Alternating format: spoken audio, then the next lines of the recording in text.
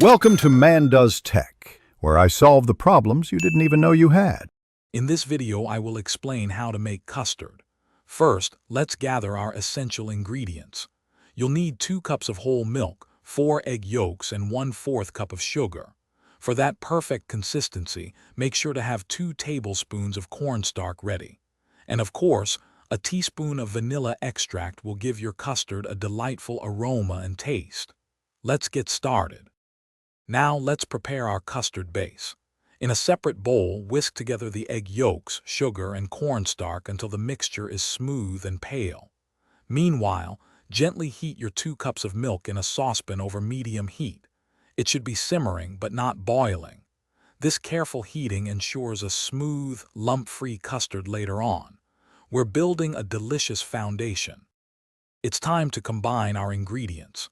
Slowly pour about 1/3 of the warm milk into your egg mixture, whisking continuously to temper the eggs.